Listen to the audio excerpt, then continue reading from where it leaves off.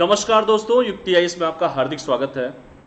देखिए, आज general science का सेट 3 जो हम लोग पढ़ रहे थे साइंस का, सेट 3 जो है वो अभी स्टार्ट हो गया है। मतलब सेट 3 पे आज हम लोग बात करेंगे, जिसमें जनरल साइंस के जो 20 क्वेश्चन होते हैं, खास करके यूपी पीसीएस और बिहार पीसीएस में जो परीक्षाओं में जो क्वेश्चन पूछे जाते हैं, उसी का रिविजन चल रहा है और उसी पे हम लोग बात भी करेंगे।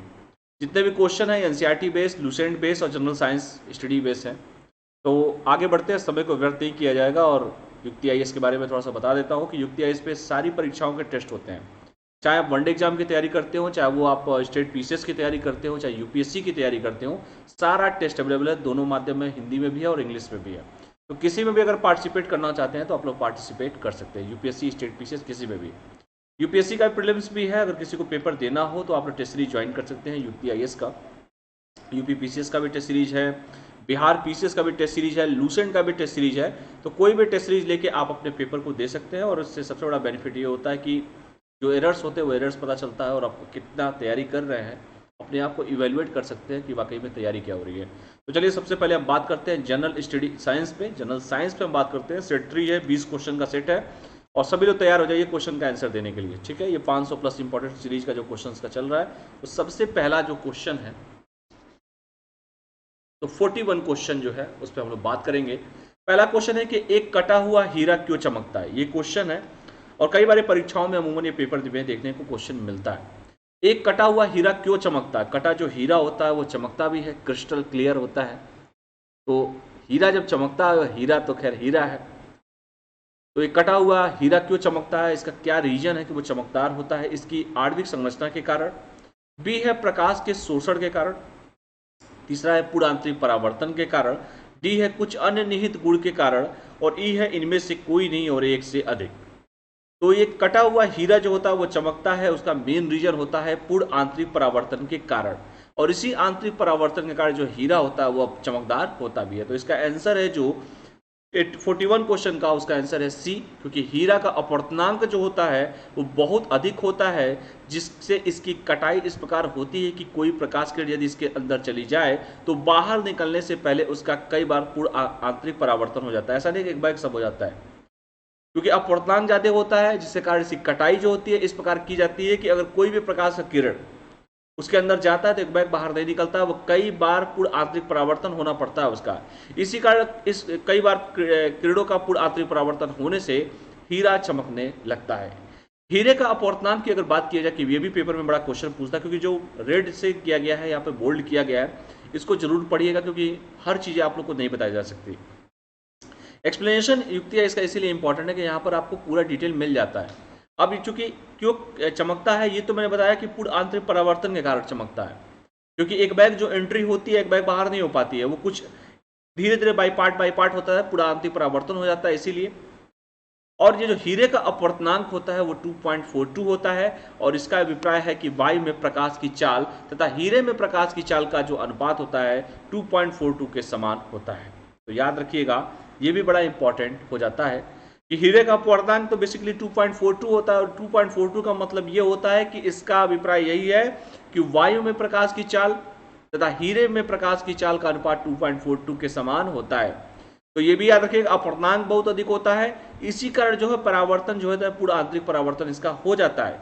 अपवर्तनांक 2.42 है और इसी अभिप्राय है कि वायु में प्रकाश की चाल तथा हीरे में प्रकाश की चाल का अनुपात 2.42 के समान हो जाता है। तो इसका सही आंसर हो जाएगा 41 का सी आंसर, बिल्कुल ही सही है। चलिए आगे बढ़ते हैं। देखिए, परम शून्य ताप से आप क्या समझते हैं, ये क्वेश्चन है आपका कि परम शून्य ताप से आप क्या समझते हैं।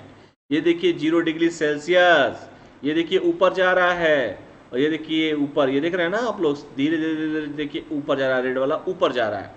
अब यही पूछा है कि परम शून्य ताप से आप क्या समझते हैं। ए, किसी भी तापमान पैमाने का आंतरिक बिंदु होता है। बी, वह तापमान जिस पर सभी द्रव पदार्थों के वस्तु जम जाते हैं। सी है वह तापमान जिस पर सभी पदार्थ वाष्पीय अवस्था में चले जाते हैं। ये वाष्पीय थोड़ा गलत लिखा है, मैं सही कर देता हूं, वाष्पीय ऐसे लिखते हैं। डी है सैद्धांतिक रूप से न्यूनतम संभव तापमान होता है, और इनमें से कोई नहीं और एक से अधिक इसका लास्ट ऑप्शन है। तो जो इसका सही ऑप्शन है वो है इसका डी ऑप्शन, सैद्धांतिक रूप से न्यूनतम संभव तापमान होता है। तो परम शून्य ताप का बेसिकली मतलब यही होता है, यह सैद्धांतिक रूप से न्यूनतम संभव तापमान होता है। और परम शून्य ताप देखिए सैद्धांतिक रूप से न्यूनतम संभव तापमान होता है और इस ताप पर आणविक ऊर्जा न्यूनतम होती है। परम शून्य ताप केल्विन स्केल पर 0 डिग्री सेल्सियस जबकि सेल्सियस स्केल पर -273 डिग्री सेल्सियस परिभाषित किया गया है। तो याद रखिएगा कि परम शून्य ताप केल्विन स्केल पर 0 डिग्री केल्विन जबकि सेल्सियस स्केल पर -273 डिग्री सेंटीग्रेड जो होता है परिभाषित होता है। तो ये भी परीक्षाओं में अमूमन क्वेश्चन देखने को मिलता है। तो मैं एक बार क्लियर कर देता हूं आप सभी को कि जो आपका 42 का जो आंसर है वो सैद्धांतिक रूप से न्यूनतम संभव तापमान है। और ये याद रखिएगा कि इस ताप पर आणविक ऊर्जा क्या होती है, न्यूनतम होती है। परम शून्य ताप पर केल्विन स्केल पर 0 डिग्री केल्विन और सेल्सियस स्केल पर -273 डिग्री सेल्सियस परिभाषित किया गया है। तो इसका आंसर है आपका डी। तो जिन लोगों ने डी मारा होगा उनका बिल्कुल ही सही होगा। अगला क्वेश्चन है 43। हाइड्रोजन से भरा हुआ पॉलीथीन का गुब्बारा जब पृथ्वी के स्थल से छोड़ा जाता है, कोई गुब्बारा है उसको पृथ्वी के स्थल से जब ऊपर की तरफ छोड़ते हैं तो वायुमंडल में ऊंचाई पर जाने से उसकी स्थिति में क्या परिवर्तन होता है। मान लो कोई गुब्बारा है और वो फूकने पर ऊपर जाएगा और मान लो वायुमंडल में जाएगा तो उसके बाद उसकी स्थिति क्या हो सकती है। क्या गुब्बारे के माप में वृद्धि होगी, जितना है वो छोटा होगा कि बड़ा हो जाएगा। क्या गुब्बारे की माप और आकार पहले की तरह समान रहेंगे। क्या गुब्बारा चपटा होकर चक्रीय प्रकार के आकार में आ जाएगा। क्या गुब्बारे में माप में कमी आएगी और इनमें से कोई नहीं, एक से अधिक। तो इसका सही जो आंसर है वो गुब्बारे की माप में वृद्धि होगी। ठीक है, याद रखिएगा इसका जो सही आंसर है 43 का ए आंसर है, गुब्बारे के माप में वृद्धि हो जाएगी। इतना है तो इतना हो जाएगा। हाइड्रोजन से भरा हुआ पॉलीथीन का गुब्बारा जब पृथ्वी से असल में छोड़ा जाता है, मतलब ऊपर छोड़ा जाता है, तो वायुमंडल में ऊंचाई पर जाने से हवाई का घनत्व जो है, हवा का घनत्व तो कम हो जाता है, इसलिए गुब्बारे के माप में वृद्धि हो जाती है। हाइड्रोजन की खोज वर्ष 1766 ईस्वी में हेनरी कैवेंडिश ने की थी जबकि 1883 में लेवेसियस ने इसका नाम हाइड्रोजन रखा क्योंकि यह ऑक्सीजन के साथ जलकर जल बन जाती है। H2O हमें न छुओ, हाइड्रोजन और ऑक्सीजन का विलय होता है H2O। यह आवर्त सारणी का सबसे पहला तत्व होता है हाइड्रोजन, जो सबसे हल्का भी होता है, हालांकि हीलियम भी है, तथा इसके एक परमाणु में एक प्रोटॉन तथा एक इलेक्ट्रॉन होते हैं। एक प्रोटॉन तथा एक इलेक्ट्रॉन होते हैं। हाइड्रोजन बहुत निम्न ताप पर द्रव और ठोस होता है। द्रव हाइड्रोजन 253 डिग्री सेल्सियस पर उबलता है और ठोस हाइड्रोजन -258 डिग्री सेल्सियस पर पिघलता है। हाइड्रोजन के जलने से जल प्राप्त होता है। तो हाइड्रोजन को जब जलाओगे तो क्या मिलेगा, हाइड्रोजन और प्लस ऑक्सीजन मिलते हैं, तो पानी मिलते हैं। ठीक है, तो याद रखिएगा कि पॉलीथीन का गुब्बारा जब पृथ्वी से ऊपर जाता है तो उसके आकार में क्या होगा, गुब्बारे के माप में वृद्धि होगी सिर्फ। ठीक है, तो इसको याद रखिएगा। खोज किसने किया था, 1766 में हेनरी कैवेंडिश ने किया था। ठीक है, आवर्त सारणी का सबसे पहला तत्व होता है जो सबसे हल्का होता है और इसके साथ ही साथ इसके परमाणु में एक प्रोटॉन तथा एक इलेक्ट्रॉन भी होते हैं। चलिए अगला क्वेश्चन पे बात करते हैं। 44 क्वेश्चन है कि वसा के कौन से कार्य नहीं है, जो फैट होता है उसे कौन सा कार्य नहीं है। पहला है वसा ठोस रूप में शरीर को ऊर्जा प्रदान करता है, ये ऑप्शन है। यह खाद्य पदार्थ में स्वाद उत्पन्न करती है तथा आहार रुचिकर बनाता है। यह शरीर के विभिन्न अंगों को चोटों से बचाती है और वसा की अधिकता से शरीर पतला हो जाता है। ऐसा होता है क्या, उपरोक्त में से कोई नहीं और एक से अधिक। 44 क्वेश्चन है। अब बताओ पूछा है कि कौन सा कार्य नहीं है। पहले तो क्वेश्चन में ये देखा करो, नहीं पूछा है। जो फैट होता है और ये तो नॉर्मल सा क्वेश्चन है, कौन सा इसमें साइंस लगाओगे। पहला है कि वसा ठोस रूप में शरीर को ऊर्जा प्रदान करती है, कोई बात नहीं, बिल्कुल सही बात है, तो ऊर्जा प्रदान करती है। यह खाद्य पदार्थ में स्वाद उत्पन्न करती है, इसलिए लोग खाते भी हैं दबा के। आहार रुचिकर बनता है। यह शरीर के विभिन्न अंगों को चोट, बिल्कुल सही बात है कि यह शरीर के विभिन्न अंगों को चोटों से बचाती है। शरीर धुलधुल है एकदम, स्थूल वायु टाइप है। भद्रवायु स्थूल वायु पढ़ता हो ना, स्थूल मतलब क्या होता है, धुलधुल टाइप वाला। तो अगर वसा है तो कहीं चोट उठ लेगा तो बचेगा, हड्डी रहेगा चोट लगेगा ज्यादा दर्द होगा। तो वसा की अधिकता से शरीर क्या होता है, पतला हो जाता है। ये गलत है भाई, मोटा आदमी हो जाता है, पतला कहाँ से हो जाएगा, वसा फैट होगा तो ये जो ऑप्शन है डी, आपका ऑप्शन जो है वो बिल्कुल ही गलत है, एकदम टोटली गलत है। तो याद रखिएगा इसका डी है, क्योंकि वसा की अधिकता से शरीर क्या होता है, स्थूल हो जाता है। याद रखिएगा स्थूल मतलब, अब समझदार होंगे ये आप लोग, स्थूल का मतलब एकदम धुलधुल टाइप वाला हो जाता है, एकदम हैवी लंबा चौड़ा है, मतलब मोटा आदमी हो जाता है, पूरा फैट हो जाता है, स्थूल होता है, मतलब शरीर एक जगह बैठा है तो बैठा ही रहेगा, पूरी चर्बी चढ़ी रहती है शरीर में। यह प्रोटीन के स्थान पर सभी को ऊर्जा प्रदान करती है। इसके मुख्य स्रोत क्या क्या है? दूध है, मांस है, मछली का तेल है, मक्खन है, घी आदि है। वसा में घुलनशील विटामिन कौन होता है? याद रखिएगा ADEK। ये बहुत परीक्षाओं में पूछता है कि वसा में घुलनशील विटामिन कौन होता है? ADEK, याद रखिएगा, बहुत बार पूछता है परीक्षाओं में। वसा में घुलनशील विटामिन होता है विटामिन ए, जिसका नाम है, रासायनिक नाम है retinol, vitamin A. Vitamin D जिसका नाम है कैल्सीफेरॉल, विटामिन ई जिसका नाम है टोकोफेरॉल, और विटामिन के जिसका नाम है फाइलोक्विनिन जो होता है विटामिन के।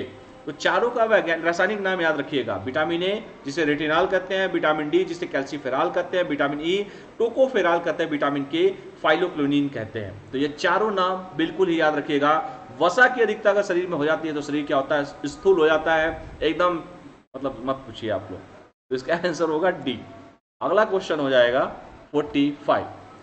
वनस्पति विज्ञान के विभिन्न शाखाओं के जनक कौन सही सुमिलित है? बड़ा क्वेश्चन ये भी पूछता है, खास करके यूपी पीसीएस में और बीपीएससी की परीक्षा में, और वनडे एग्जाम में तो मत ही पूछो, कितनी बार पूछता है। एंथोलॉजी का मतलब बेसिकली होता है पुष्पों का अध्ययन, पता नहीं सही है गलत है, देखते हैं।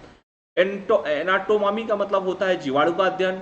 एग्रोस्टोलॉजी का मतलब शैवालों का अध्ययन। साइटोलॉजी मतलब पौधों का वातावरण संबंध। और उपरोक्त में से कोई नहीं, एक से अधिक। तो इसका जो सही आंसर है 45 का बिल्कुल ही सही आंसर है। ये जो आपका ए वाला जो है, एंथोलॉजी का मतलब होता है पुष्पों के अध्ययन से होता है। तो देखते हैं, पूरा डिटेल दे दिया हूं, और मैं दावे के साथ कह सकता हूं कि भारत की कोई ऐसी परीक्षा नहीं होगी जिसमें यही पढ़ लो आप लोग, इसको मात्र पढ़ लो आप लोग, जितना सर ने दिया है इतना ही सिर्फ आप लोग पढ़ लीजिए। गारंटी है कि 2 से 3 क्वेश्चन यहीं से मिल जाएंगे आपको। इसी से कोई भी परीक्षा हो, वनडे एग्जाम का, कोई भी स्टेट पीसीएस की परीक्षा हो, इवन यूपीएससी में भी 3-4 दे देगा स्टेटमेंट इससे। तो देख लो यहाँ पर, एंथ्रोलॉजी का मतलब होता है, या थ्रो है, एंथ्रोलॉजी के अंदर पुष्पों का अध्ययन किया जाता है, फूलों का अध्ययन किया जाता है। एनाटॉमी के अंतर्गत आंतरिक संरचना का, जो एनाटॉमी लिखा है, आंतरिक संरचना का अध्ययन किया जाता है। एग्रोस्टोलॉजी के अंतर्गत घासों का अध्ययन किया जाता है, ग्रास जिसे कहते हैं। और विभिन्न महत्वपूर्ण अध्ययन शैली देख लीजिए। डेंटोक्रोनोलॉजी का मतलब होता है वृक्षों झाड़ियों का अध्ययन। एम्ब्रियोलॉजी का मतलब होता है युग्मों के निर्माण, निषेचन व भ्रूण के परिवर्तन का अध्ययन। इथनोबॉटनी का मतलब होता है आदिवासियों द्वारा पादपों के उपयोग का अध्ययन। हॉर्टिकल्चर, जो बार बार आप लोग अमूमन भाषा सुनते होंगे, हॉर्टिकल्चर करना मतलब फल सब्जियों तथा उद्यान पादपों का संवर्धन और अध्ययन। इसके साथ एक शब्द और है हार्टिकल्चर, फल सब्जियों, यही वाला बार बार बोला हूं। टिश्यू कल्चर, टिश्यू कल्चर का मतलब होता है टिश्यू मतलब कृत्रिम माध्यम पर उत्कों का संवर्धन। सिल्वीकल्चर, वनों के वृक्षों तथा उनके उत्पादों का संवर्धन। पोमोलॉजी का मतलब होता है फल, जो फल खा रहे हैं आजकल नवरात्र में आप लोग, फलों का अध्ययन। स्पर्मेलॉजी का मतलब होता है बीजों का अध्ययन। एग्रोनॉमी का मतलब होता है फसली पादपों का अध्ययन। एल्गोलॉजी का मतलब होता है शैवालों का अध्ययन। तो इसी को पढ़ लीजिएगा, और इसी में से मैं दावे के साथ कह सकता हूं कि 2 से 3 क्वेश्चन आपको परीक्षा में देखने को मिल जाएंगे, सिर्फ इतना ही पढ़ के चले जाओ। जो क्वेश्चन सबसे ज्यादा पूछते हैं, मैं एक बार बता देता हूं कौन कौन से पूछते हैं। तो जो क्वेश्चन सबसे ज्यादा अगर पूछे जाते हैं परीक्षाओं में अमूमन देखने को मिलता है, तो एंथ्रोलॉजी, एनाटॉमी, और आपका ये जो है हॉर्टिकल्चर, ये 2 बार रिपीट हो गया है, tissue culture, silviculture, pomology, agronomy और एल्गोलॉजी। ये जितना भी मैं टिक किया हूं, इसको तो एटलीस्ट एकदम वेरी वेरी इंपॉर्टेंट करके पढ़ लीजिएगा, क्योंकि परीक्षाओं में बहुत क्वेश्चन इसी को घुमा फिरा के पूछता है, ठीक है। और यूपीएससी का ट्रेंड है, जो सबसे इंपॉर्टेंट नहीं होता वही सबसे पहले पूछता है, याद रखिएगा मेरी बात को। चलिए अगला क्वेश्चन चलते हैं 45 नंबर क्वेश्चन पे, 46 नंबर क्वेश्चन पे। जंतुओं में पाई जाने वाली मुख्य ग्रंथियों निम्न में से कौन सा कथन असत्य है? क्या है? ट्रू नहीं है। पहला, श्वेत ग्रंथियां स्तनियों की त्वचा में पसीने की ग्रंथियां। दूसरा है पेरिनियल ग्रंथियां खरगोश में पाई जाने वाली ग्रंथियां होती हैं। तीसरा है फैली ग्रंथियां तिलचट्टे के नर जनांगों की ग्रंथियां होती हैं। चौथा है कॉपर ग्रंथियां स्तनियों में दूध का स्राव पता करने वाली ग्रंथियां होती है। तो इसका जो सही आंसर है, जो असत्य पूछा है, तो ये आपका डी जो ऑप्शन है बिल्कुल ही गलत है, क्योंकि कॉपर ग्रंथियां नहीं बल्कि स्तनीय ग्रंथियों में दूध का स्राव पता करने वाली ग्रंथियां होती हैं, ठीक है। तो इसको याद रखिएगा, ये आपका 46 का डी ऑप्शन बिल्कुल ही सही है। चलिए 47 पे चलते हैं। कार्बन के संबंध में कौन सा कथन असत्य है? बताओ, कार्बन के बारे में जिसने नहीं पढ़ा वो क्या पढ़ा? पहला, कार्बन, कार्बन जो होता है, कार्बन सी जिसे डिनोट करते हैं कार्बन का, तो कार्बन की संयोजकता 3 होती है। चलो आगे देखते हैं, पहले असत्य पूछा, याद रखिएगा। कार्बन मुक्त अवस्था में हीरा, ग्रेफाइट तक कोयले के रूप में पाया जाता है। चलिए आगे बढ़ते हैं। प्रकृति में कार्बन एक ऐसा तत्व जिसमें सबसे अधिक यौगिक पाए जाते हैं। कार्बन का परमाणु क्रमांक 6 होता है। बिल्कुल यार, आगे बढ़ते हैं। इसका जो सही आंसर है, असत्य जो है, संयोजकता 3 नहीं होती है, ये जो है वो असत्य होता है, क्योंकि कार्बन की संयोजकता होती है, वो जो कार्बन होता है, कार्बन की संयोजकता 4 होता है, न कि 3। कौन कौन से इसके अपरूप हैं? हीरा होता है, ग्रेफाइट होता है और कोयला होता है। ये जो तीनों जो होता है, बता रहा हूं, जो ये कार्बन के अपरूप है, हीरा, ग्रेफाइट और कोयला, ये कार्बन के क्या है बेटा?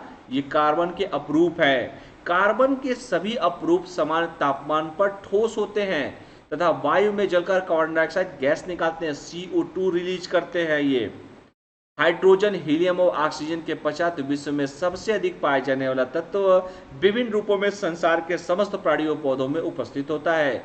लेवोजियर ने 1772 में अपने प्रयोगों द्वारा यह प्रमाणित किया कि हीरा कार्बन का ही एक अपरूप है और कोयले की तरह यह जलकर कार्बन डाइऑक्साइड गैस उत्पन्न करता है। तो ये कार्बन, जलाओ कागज को, पता चल जाएगा कार्बन। ये जितना भी मैंने आपको यहाँ पे एक्सप्लेनेशन दिया है, ठीक है, वेरी वेरी इंपॉर्टेंट है। परीक्षाओं में अमूमन क्वेश्चन यहाँ से देखने को मिलते हैं। तो साइंस बहुत इंपॉर्टेंट है, इसको हल्के में मत लीजिएगा। अक्सर लोग साइंस में गलतियां कर जाते हैं। चलिए 48 क्वेश्चन पे हम लोग बात कर लेते हैं। 48 क्वेश्चन क्या पूछा है आप लोगों से? अतिचालकता किस तापमान पर अत्यधिक आर्थिक महत्व की हो सकती है जिसमें लाखों रुपए की बचत हो? तो किस पे हो सकती है? अत्यंत अधिक तापमान पर, अत्यंत कम तापमान पर, अधिक और कम तापमान पर, सामान्य तापमान पर और उपरोक्त में से कोई एक से अधिक। इसका सही जवाब है सामान्य तापमान पर, क्योंकि अतिचालकता की अवस्था में धातुओं का तापमान 0 डिग्री केल्विन के लगभग रहता है और यह ताप भिन्न भिन्न धातुओं के लिए भिन्न भिन्न होता है। यदि अतिचालकता का गुण समान तापमान पर प्राप्त किया जा सके तो इससे बहुत धन की बचत भी होगी। अतिचालकता कुछ विशेष पदार्थों में सटीक शून्य विद्युत प्रतिरोध एवं चुंबकीय प्रवाह क्षेत्रों के निष्कादन की एक घटना होती है। जब इसे एक निश्चित तापमान के अंदर ठंडा किया जाता है तो इसे अतिचालकता का नाम दिया जाता है। अतिचालकता का बेसिकली प्रयोग MRI जो आप लोग कराने जाते हैं, मैग्नेटिक रेजोनेंस इमेजिंग, जो बार बार परीक्षाओं में इसका फुल फॉर्म पूछा जाता है, कण त्वरक जिसे पार्टिकल एक्सीलरेटर कहते हैं, पार्टिकल एक्सीलरेटर, चुंबकीय संलयन उपकरण जिसे मैग्नेटिक फ्यूजन डिवाइस कहते हैं, माइक्रोवेव फिल्टर जिसे माइक्रोवेव फिल्टर के नाम से भी हम लोग जानते हैं। तो इसको पढ़ लीजिएगा, पेपर में बड़ा क्वेश्चन ये पूछता है। अगला क्वेश्चन क्या है, ये ध्यान से पढ़िए। जब एक पत्थर को चांदी की सतह से पृथ्वी पर लाया जाता है तो उसमें क्या परिवर्तन होता है? बताइए, कोई पत्थर है, उसको चांद की सतह से पृथ्वी पर, चांद को तोड़ लाया जो है, तो उसमें क्या परिवर्तन होगा? इसका द्रव्यमान बदल जाएगा, भार और द्रव्यमान दोनों बदल जाएगा। न द्रव्यमान बदलेगा न तो भार बदलेगा, केवल भार बदल जाएगा पर द्रव्यमान नहीं बदलेगा। उपरोक्त में से कोई नहीं और एक से अधिक। तो इसका सही जवाब है केवल भार बदलेगा, द्रव्यमान नहीं बदलेगा। ठीक है, तो याद रखिएगा 49 का जो सही आंसर है वो है आपका डी, क्योंकि इसका एक रीजन है। रीजन क्या है मैं बता देता हूं आप सभी को रीजन, क्योंकि किसी वस्तु का भार W जो होता है वस्तु का गुरुत्वाकर्षण बल है, आप सभी जानते होंगे, और इसे गुरुत्वाकर्षण G के त्वरण यम के रूप में परिभाषित किया जाता है। W = mg, यार याद रखिए फार्मूला। m क्या है? द्रव्यमान है, G का गुरुत्वाकर्षण त्वरण है। त्वरण किसी भी ग्रह द्वारा आकर्षण के गुरुत्वाकर्षण बल के कारण किसी भी वस्तु द्वारा प्राप्त किया जाता है। चंद्रमा का द्रव्यमान 1/100 गुना है और चंद्रमा की त्रिज्या पृथ्वी का 1/4 गुना है। चंद्रमा के गुरुत्वाकर्षण का त्वरण पृथ्वी के उस हिस्से का 1/6वां भाग होता है। किसी वस्तु का द्रव्यमान पृथ्वी और चंद्रमा पर समान रहता है, इसलिए चंद्रमा पर किसी वस्तु का भार 1/6 गुणे पृथ्वी पर वस्तु का भार के बराबर होता है। तो याद रखिए भार बदलेगा, द्रव्यमान नहीं बदलता है। अगला क्वेश्चन देखिए। अगला क्वेश्चन क्या है? 49 के बाद 50 क्वेश्चन का नंबर है। लाल वर्ण के प्रकाश का तरंग दैर्घ्य निम्नलिखित में से क्या होता है? 590 से एंगस्ट्रॉन्ग से 570 एंगस्ट्रॉन्ग, 5000 से लेके 4640 एंगस्ट्रॉन्ग, 700 से लेके 7800 से 6200 और 6200 से लेके 5920 एंगस्ट्रॉम। तो इसका सही जो आंसर मैं बता रहा हूँ 50 वाला, इसका सभी गलत है, ये सही है, क्योंकि भौतिक विज्ञान में कोई साइन आकार की तरंग जिनकी दूरी के बाद अपने आप को पुनरावृत्त करती है, उस दूरी को उस तरंग का तरंगदैर्घ्य कहते हैं, वेवलेंथ कहते हैं, वेवलेंथ, याद रखिएगा। बैगनी वर्ण के प्रकाश का तरंगदैर्घ्य सबसे कम और लाल, विजियोर जो पढ़ते होंगे ना, विजियोर, वही बता रहा हूं कि बैंगनी वर्ण के प्रकाश का तरंगदैर्घ्य सबसे कम और लाल रंग के प्रकाश का तरंगदैर्घ्य सबसे अधिक होता है। लाल रंग का तरंगदैर्घ्य लगभग 6200 एंगस्ट्रॉम से 7800 एंगस्ट्रॉम तक, इसकी आवृत्ति 3.75 से लेकर 4.84 तक होती है। प्रकाश एक प्रकार की जो ऊर्जा है जो विद्युत चुंबकीय तरंग के रूप में संचारित होती है, जिसका ज्ञान हमें नेत्रों द्वारा प्राप्त होता है। इसका तरंगदैर्घ्य 3900 एंगस्ट्रॉम से लेकर 7800 एंगस्ट्रॉम के बीच में होता है। तो याद रखिएगा, इसका सही जो आंसर है वो आपका है 3900 एंगस्ट्रॉम से लेके 78, इसका जस्ट डबल, 39 का डबल कितना होता है 78। तो याद रखिए इस एंगस्ट्रॉम के बीच में होता है, कोई दिया नहीं था, इसका आंसर हो जाएगा ई। तो 51 नंबर क्वेश्चन पे चलते हैं। दो समतल दर्पण एक दूसरे से 60 डिग्री के कोण पर झुके हुए, कोई बात नहीं, झुका दीजिए, क्या बात है। इनके बीच रखी एक गेंद के बने प्रतिबिंबों की संख्या कितनी होगी? भैया 3, 5, 6, 7 ऑप्शन दिया हुआ है और पूछा है कि कौन सा सही है। आंसर तो इसका फिलहाल बी है। क्यों है? क्योंकि दो समतल दर्पण एक दूसरे के 60 अंश के कोण पर झुके हैं और उनके बीच रखी एक गेंद के बने प्रतिबिंबों की जो संख्या होगी, तो प्रतिबिंबों की जो संख्या होगी वो आपकी 5 होगी। तो याद रखिएगा, दो समतल एक दूसरे से 60 डिग्री के कोण पर अगर झुक जाते हैं, दो समतल दर्पण है 60 डिग्री के कोण पर झुके हैं, तो प्रतिबिंबों की संख्या क्या होगी? इसमें ऑप्शन दिया 3, 5, 6, 7, तो इसका जो सही आंसर है वो है 5। तो याद रखिएगा सही आंसर क्या है इसका? 5 इसका सही आंसर है। चलिए अगला क्वेश्चन देखते हैं। 52 है कि जल के आयतन में क्या परिवर्तन होगा यदि तापमान 9 डिग्री सेंटीग्रेड से गिरकर 3 डिग्री सेंटीग्रेड कर दिया गया है? क्या पानी जम जाएगी? क्या आयतन पहले घटेगा और बाद में बढ़ेगा? ये बढ़ेगा है, पड़ेगा नहीं, बढ़ेगा है। आयतन में कोई परिवर्तन नहीं होगा, आयतन पहले बढ़ेगा बाद में घटेगा। तो यही जो आंसर है आपका बिल्कुल ही सही है, आयतन पहले घटेगा बाद में बढ़ेगा। जल के आयतन का तापमान जो होता है 9 डिग्री सेंटीग्रेड से गिरकर 3 डिग्री सेंटीग्रेड कर दिया जाता है, तो आयतन पहले घटेगा बाद में बढ़ेगा। जल एक रासायनिक पदार्थ है और जल अगले वर्ल्ड वार जो होने वाला है वो जल के ही होने वाला है, क्योंकि जल बचाना बड़ा जरूरी है। आप दिल्ली में स्थिति देख सकते हैं क्या है जल का। पहले आप सुनते होंगे महाराष्ट्र में, लेकिन आप तो दिल्ली में देखिए कितना दोहन हो रहा है जल का, और शुद्ध जल मिलना कितना मुश्किल है आज के डेट में। और इस देश ने कभी सोचा नहीं था कि कभी जल का भी व्यापार होगा। आप एंशिएंट काल से देखिए, पहले लोग जाते थे राहगीर जल का पानी, आज तो लगता है कहीं पानी पीने के लिए लोग पैसे दे रहे हैं। कंपनियां एक से एक आ गई हैं, किनले, कौन कौन सी कंपनियां, उसका व्यापार हो रहा है, अरबों खरबों का व्यापार है। जिस देश ने कभी सोचा नहीं था कि जल का भी आरो, बताइए घर घर आरो लग रहे हैं आजकल, तो अगला वर्ल्ड वार तो जल के लिए होने वाला है, और जल ही जीवन है, बचपन से सुनते हैं आप लोग। तो देख लीजिए जल का कितना महत्व है। जल एक रासायनिक पदार्थ है जिसका रासायनिक सूत्र H2O है, हमें H2O H2O। जल के एक अणु में 2 हाइड्रोजन के परमाणु सहसंयोजक बंध के द्वारा 1 ऑक्सीजन के परमाणु से जुड़े होते हैं। 2 हाइड्रोजन और 1 ऑक्सीजन, याद रखिएगा। जल का गुण क्या क्या है? यही गुण है जल का उच्च पृष्ठ तनाव जल के अणुओं के बीच कमजोर अंतःक्रियाओं के कारण होता है। ध्रुवीय प्रवृत्ति के कारण जल में उच्च आसंजक गुण भी होते हैं। जल एक बहुत सर्वविलायक होता है। कोशिका के सभी प्रमुख घटक प्रोटीन, DNA और बहुसैकराइड भी जल में घुल जाते हैं। शुद्ध जल की विद्युत चालकता कम होती है, लेकिन जब इसमें अन्य पदार्थ सोडियम क्लोराइड मिला देते हैं तो इसका मान बढ़ जाता है। जल का घनत्व अधिकतम 3.9 डिग्री सेंटीग्रेड पर होता है। जमने पर जल का घनत्व कम हो जाता है और इसका आयतन 9% बढ़ जाता है। जल अन्य कई विलायकों के साथ एजियोट्रॉप बनाता है और जल को हाइड्रोजन ऑक्सीजन में विद्युत अपघटन के द्वारा विभाजित किया जाता है।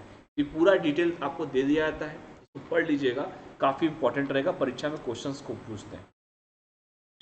53 में देख लीजिए क्वेश्चन दिया हुआ है, ये सारे क्वेश्चंस और उसके व्याख्या बहुत इंपॉर्टेंट है। प्रकाश की चाल में से क्या होती है? यही डायरेक्ट क्वेश्चन, 3 × 10⁸ सभी लोग बचपन से पढ़ते होंगे। जो लमसम 2,99,000 यही सब 776 किलोमीटर प्रति सेकेंड होता है, यही इसका आंसर सही है। और कांच का अगर पूछे तो 2 गुणे 10⁸ होता है, जल का पूछे 2.25 गुणे 10⁸ होता है, तारपीन तेल का 2.04 से लेकर 10⁸ होता है, और रॉक सॉल्ट और नायलॉन का 1.96 से लेकर 10⁸ होता है। याद रखिएगा, निर्वात में प्रकाश की चाल जो होती है 3 गुणे 10⁸ होता है, और इसको अगर हम इसको लिखें वैसे तो 2,99,776 किलोमीटर प्रति सेकेंड होता है। ठीक है, जो अन्य माध्यमों की तुलना में सबसे अधिक होता है। और देख लीजिए कांच का, जल का, तारपीन का, रॉक सॉल्ट का, काफी इंपॉर्टेंट है, परीक्षा में इससे भी क्वेश्चंस को पूछता है। नेक्स्ट क्वेश्चन पे चलते हैं, आपका 54 नंबर क्वेश्चन पे देखिए, समुद्री जल नीला प्रतीत होने का निम्नलिखित क्या कारण है कि समुद्र का जल नीला होता है?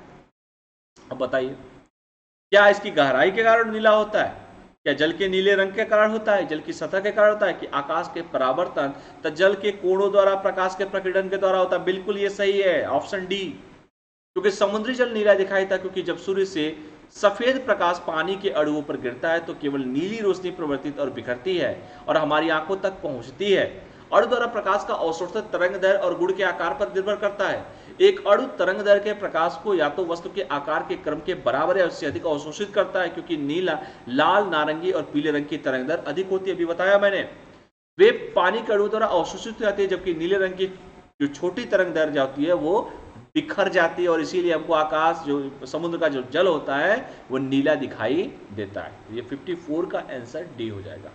55 पे हम आते हैं, प्रकाश की विकिरण की प्रकृति निम्नलिखित में से कैसी होती है? ये क्वेश्चन पूछा गया है। तो बेटा इसकी जो तरंग उसके समान नहीं, तरंग कोण दोनों के समान, कण के समान, तरंग के समान, तो ये होता है कण के समान, क्योंकि प्रकाश एक विद्युत चुंबकीय विकिरण है जिसका तरंग दृश्य सीमा के भीतर होता है। तकनीकी या वैज्ञानिक संदर्भ में किसी भी तरंगदैर्घ्य के विकिरण को प्रकाश कहते हैं। प्रकाश का मूल कण फोटॉन होता है। प्रकाश की 3 प्रमुख विशेषता विमाएं निम्नवत हैं, जैसे तीव्रता जो प्रकाश की चमक से संबंधित है, आवृत्ति और तरंगदैर्घ्य जो प्रकाश का रंग निर्धारित करती हैं, ध्रुवीकरण जिसे समान परिस्थितियों में मानव नेत्र से अनुभव करना कठिन है, पदार्थ की तरंग द्रव दिदकता के कारण प्रकाश का एक ही तरंग और द्रव दोनों के गुण को प्रदर्शित भी ये करता है। तो याद रखिएगा इसका आंसर होगा कण के समान। चलिए 46 पे चलते हैं, 56 पे, वायुमंडल में प्रकाश के विसरण कारण क्या है? वायुमंडल में प्रकाश जो बिखरता है उसका क्या कारण है? जलवाष्प है, हीलियम है, धूल कण है, कार्बन डाइऑक्साइड है, क्या है? तो सही आंसर है वो है धूल कण, क्योंकि धूल के कणों का वातावरण में प्रकाश का विसरण होता है, फैलाव होता है। विसरण उच्च सांद्रता के क्षेत्र से निम्न सांद्रता वाले क्षेत्र से किसी का भी, जैसे उदाहरण के लिए परमाणु आयन या अणु ऊर्जा का शुद्ध उतार चढ़ाव होता है। तो ये चीजें देख लीजिएगा, ये पेपर में हमेशा बहुत पूछता भी है धूल कण वाला। चलिए अगला क्वेश्चन चलते हैं, 57। अगला क्वेश्चन है कि परमाणु ऊर्जा क्षेत्र कहाँ स्थित है? नीचे दिया गया है, उसका सही उत्तर का चयन कीजिए।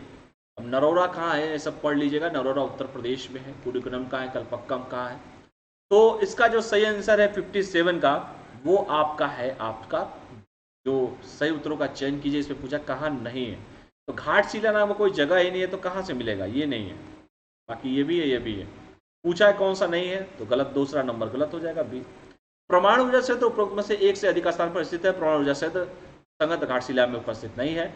घाटशिला बेसिकली जमशेदपुर के पास एक छोटा सा शहर है जो अपने यूरेनियम और तांबा खनिज के लिए प्रसिद्ध है। याद रखिएगा, घाटशिला यूरेनियम, तांबा, जेवर की खाने। परमाणु ऊर्जा संयंत्र नरोरा, कुडानकुलम और कलपक्कम में है। नरोरा परमाणु ऊर्जा केंद्र बुंदेलखंड शहर उत्तर प्रदेश में स्थित है।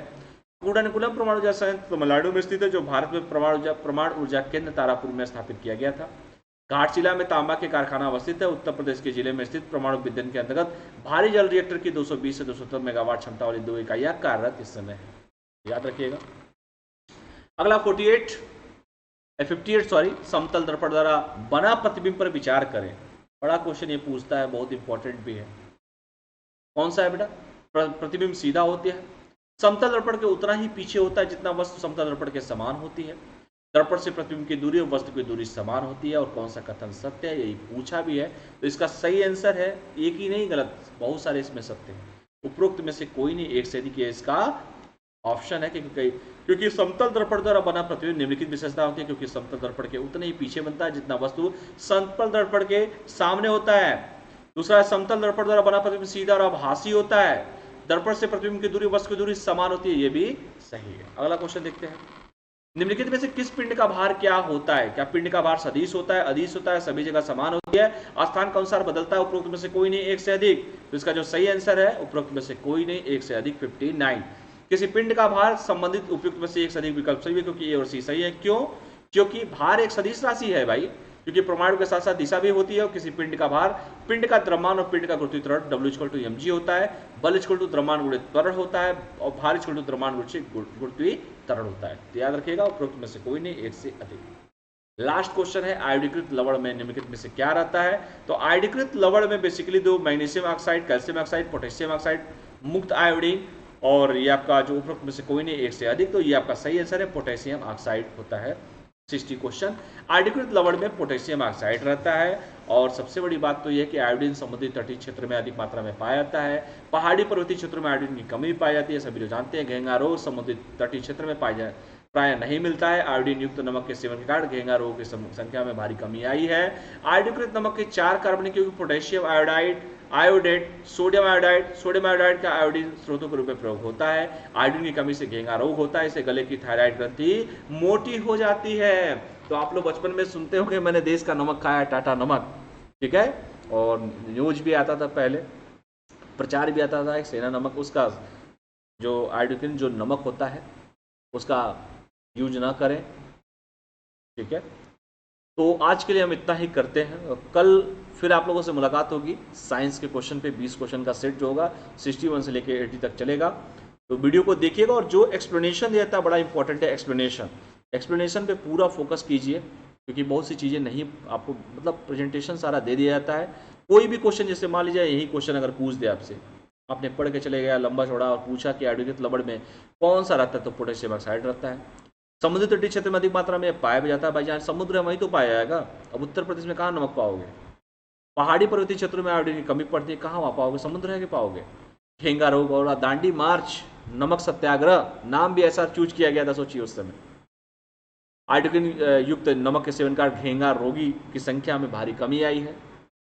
तो चलिए आज के लिए इतना ही करते हैं, और कल फिर मुलाकात आप लोगों से होगा। Thanks for watching. चैनल को लाइक, शेयर और सब्सक्राइब करना ना भूलें, और अधिक से अधिक अपने दोस्तों को भी शेयर करें, ताकि ये वीडियो उन तक पहुंच सके जो जरूरतमंद हैं, जिनको हमारी ज़रूरत है, उनको हमारी ज़रूरत है, हमें उनकी ज़रूरत है।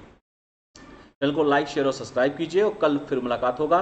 तब तक के लिए आप लोग पढ़ाई करते रहिए, और जहाँ पे बिना समझ में आगे पीछे करके वीडियो को देखिए, ताकि वो चीज़ें और भी क्लियर होंगी आपकी। मान लीजिए मैं पढ़ा रहा हूँ, व्याख्या दे रहा हूँ, लेकिन आपका काम है इसको लिखना।